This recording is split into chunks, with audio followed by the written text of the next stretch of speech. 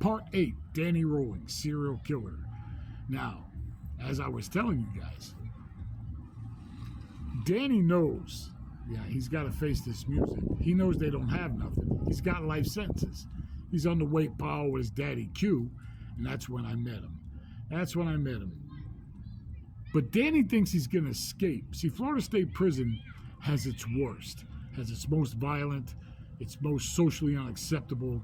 All the escape artists are there, and a lot of those cases we'll be talking about in future segments. But Danny runs into a guy named Bobby Lewis. Now, Bobby Lewis escaped from death row, Florida State Prison, I think it was 1978 or 1979. He escaped, got out of death row, got out of the prison, over the fences, gone. Oh, they caught him. He came back and then beat his death sentence and managed to get life sentences. But Bobby Lewis had the newspaper clippings to his escape, and he showed them to Danny Rawlings and said, yeah, you can escape. There is a way out, but you have to be on the road to escape, because it's from death row that I escaped.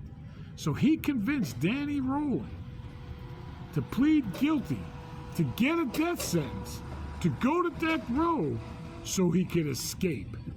That's how the prosecution got Danny's confession. And it was through Bobby Lewis that made the deal with the prosecutors to get Danny to confess days prior to the confession. That's when the prosecutor actually charged Danny Rawlings and set it up for trial. It was just days before the confession, because they made the deal with Bobby Lewis to get him to confess. And in exchange, what did Bobby Lewis get? He got a transfer out of Florida State Prison, the Roach Motel, where you check in, but you don't check out. He got him a transfer to Utah State Prison System. He got out of Florida. He got out of Florida State Prison, FSP, the East Unit. He's gone, and he did it off of Danny Rawlings and got him to confess to the murders so he can get to death row, so he can plan his escape. But there is no escape from death row, man. Whatever Bobby Lewis told him or showed him, those holes have been plugged up. All that's changed.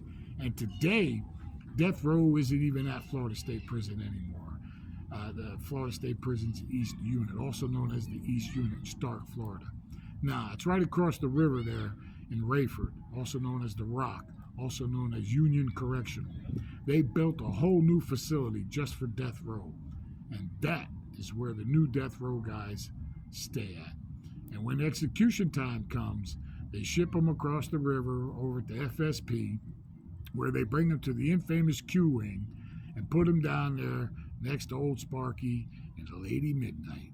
Yeah, they put them on death watch for 30 days, where a guard sits out in front of their cell around the clock and watches them. They're on death watch before they walk that last step into the death chamber. Yeah, and that's probably going to be changing soon. I'm sure they're going to move the death chamber eventually on over to The Rock, also known as Union, also known as Rayford. And I'm sure they'll move it over there soon. But that's how they got Danny's confession and eventual convictions and death sentence. And they executed him. I want to say it was back in 2006 where they actually executed him. Well, because then he started to fight his appeals when he found out there was no escape. That was all bullshit. Sucker. Then he found that out and he was trying to fight, keep life sentences, but he lost. The 11th Circuit Court of Appeals wasn't having none of it. The United States Supreme Court, where all death penalty cases wind up, said, nah, buddy, you're gone. And he went by lethal injection. That's how he went. He managed to go to sleep and just bypass everything. The punk motherfucker that he was. Yeah. But there's one more piece to this about Danny Rawlings' future fiancée. And you want to hear this, because you're not going to believe the governor's niece. Yeah, you're going to love this stuff. Stay tuned. Coming up next, I think it's part 9.